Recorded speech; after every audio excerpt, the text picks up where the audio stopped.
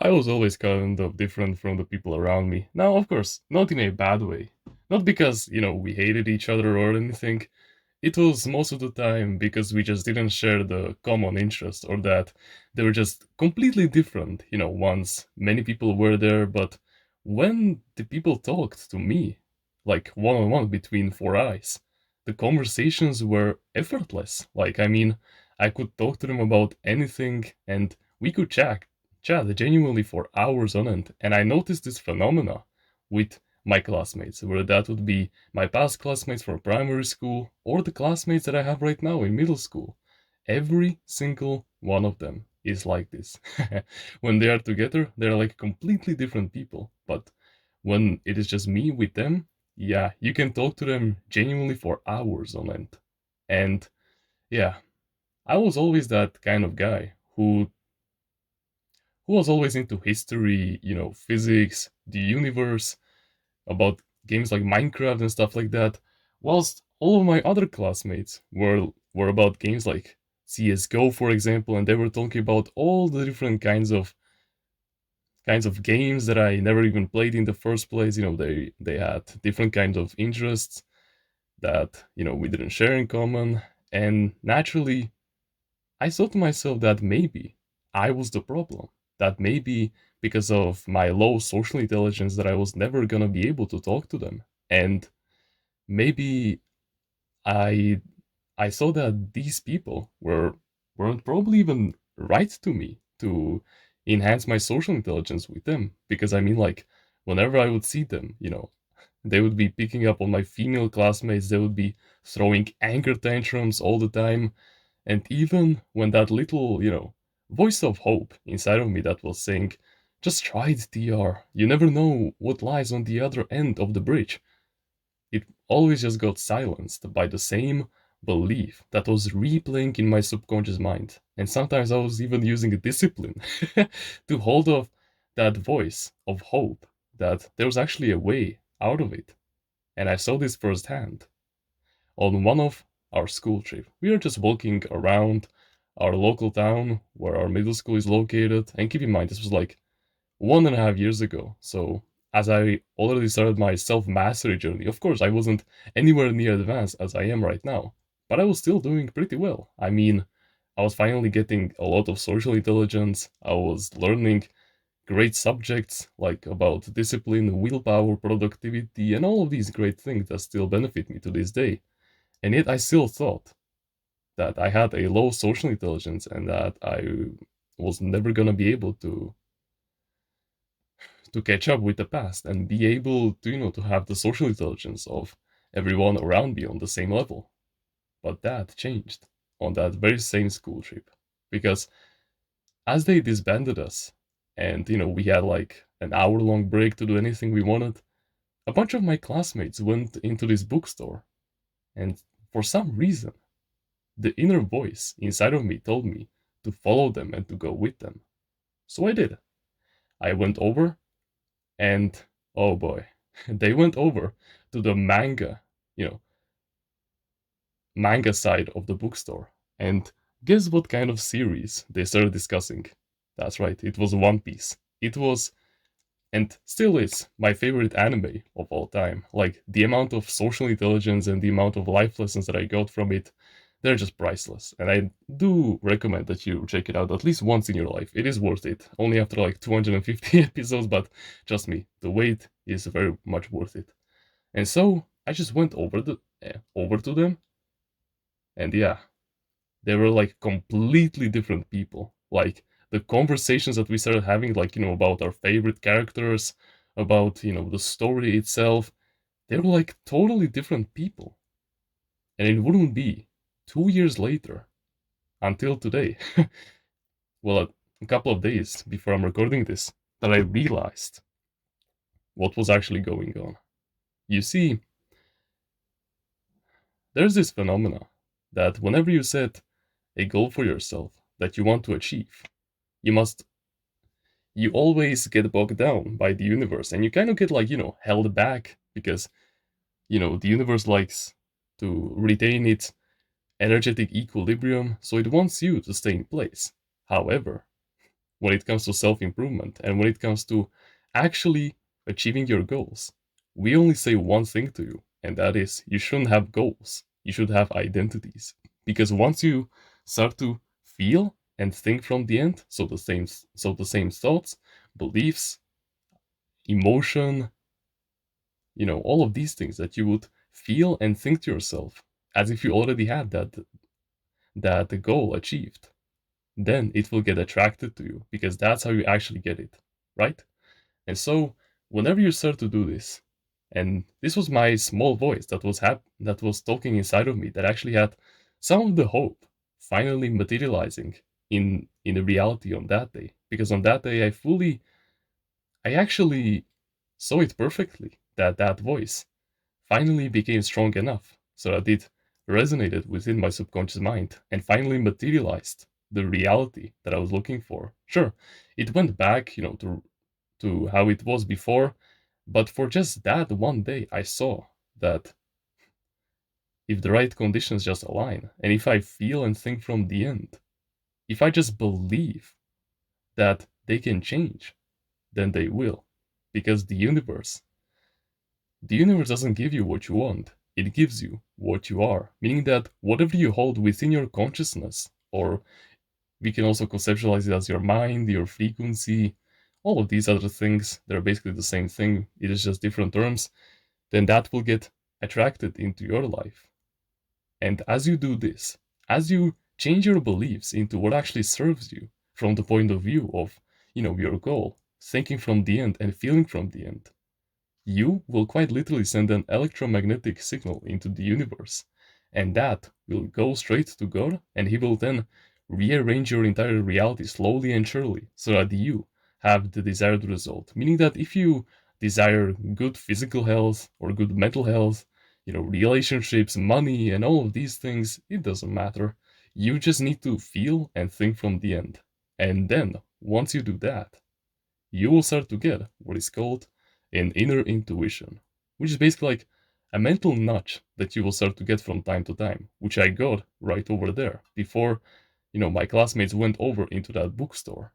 But the moment that you get this mental nudge, which is basically God telling you what what you should do, the first thing, the first moment after you get that nudge, you should take action immediately. Because if you start to, because the inner intuition, it will defy logic. It will quite literally go against it.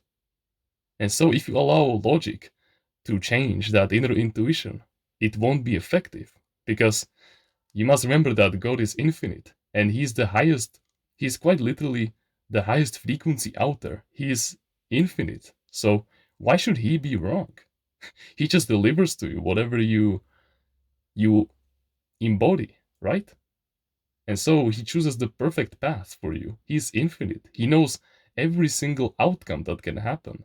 And so he knows the best for you, more than your finite mind can ever understand. So if you attack it with rationality, because think about it, I could have so easily just said to myself, "Oh no, I shouldn't go there. They're gonna probably make fun of me because I watch One Piece or whatever, or that I'm not gonna be able to do anything over there. That I'm just gonna be a nuisance or whatever." That memory would have never happened, and I wouldn't have never gotten that wholesome experience. And yeah, sure, even if you do take action on that inner intuition, and you don't get the desired outcome that you so desire, then good. That means that you should keep trying because you never know. It might be a life lesson that is deep and hidden, that is hidden deep inside of that, experience that you still have some time to uncover. As your consciousness grows and grows, basically, as you get smarter, you will be able to find the secret life lesson that God wants you to understand, so that you can get stronger and so that you can finally learn it, and so you'll be finally worth it, worth it, of attaining that desired reality, right? All you need to do is just retain in the end, think and feel from the end, and never allow your rational mind to, to attack that inner intuition. It will defy logic, but that means that it will work. Because think about it Ford, for example, when he started his car company back in like the 19 the early 20th century, bro, his entire family thought that he was insane and they literally wanted to lock him up. And it took him a whole year of following his inner intuition and acting upon it to finally see some success. So yeah, you will define rationality, but in the end, you must rest easy in the fact. And this is the true esoteric meaning of the word faith, which basically arises from the Latin fides, which means confidence. You must have confidence in God's plan, that whatever He has planned for you will always work because He's a frequency, He's a force that is the highest in the universe because He's infinite and He isn't constrained by time and space, meaning that His plan is perfect. Meaning that whenever you get that mental nudge to do something, you must take action on it. You must. Even if you don't see the desired outcome in the physical reality yet on the first try, then that's okay, because it will arrive later. It just means that God wants you to understand something crucial. And also, how can something be negative for you? Because think about it. If I put you into a room that is completely dark, you wouldn't be able to see. But if I put you into a room full of light, you wouldn't be able to see either, right? Steam and ice are the same energy. Black and dark are the same energy. I don't know. The sky and the ground are the same energy also. The only difference is the rate of vibration, meaning that the rate of how you perceive them.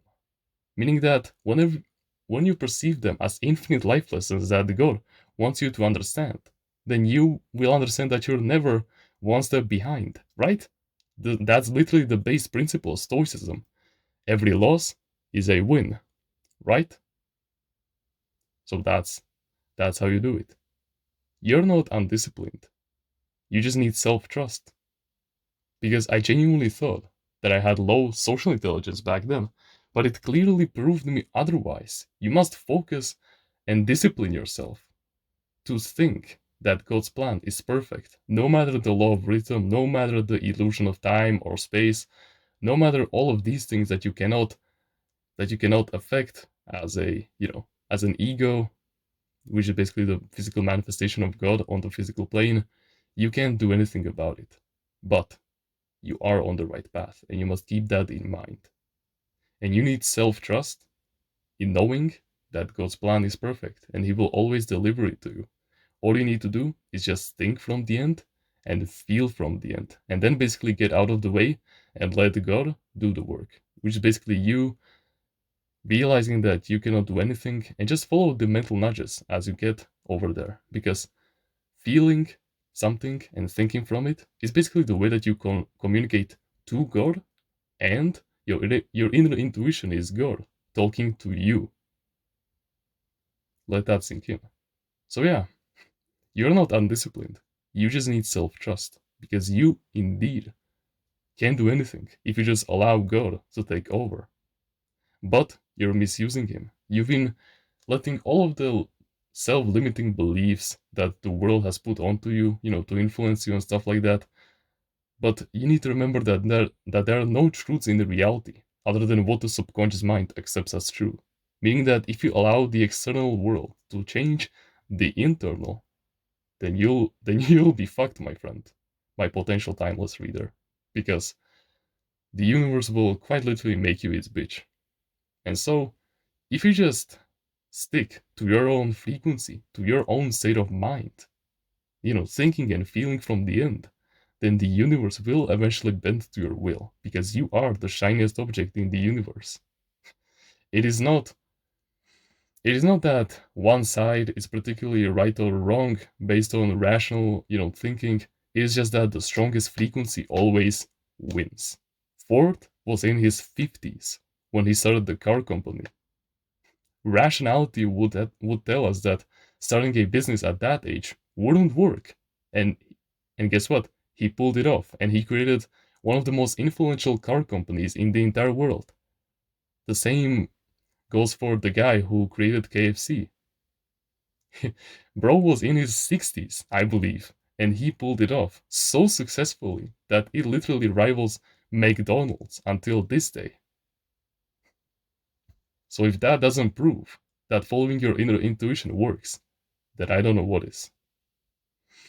By the way, if you want to supercharge your growth on self-improvement, and if you want to increase your value as a man, to the point where you're completely unrecognizable in the next 6 months, then I do suggest that you should go check out Timeless Reader's Mindsets in the description. It is truly something life-changing, and you'd be a fool to miss out, especially with the discount that is happening over there right now. It's just $49 for priceless life lessons that will serve you for the rest of your life. But that's up to you to decide. Thank you very much for watching this video, and remember, no one is better at being you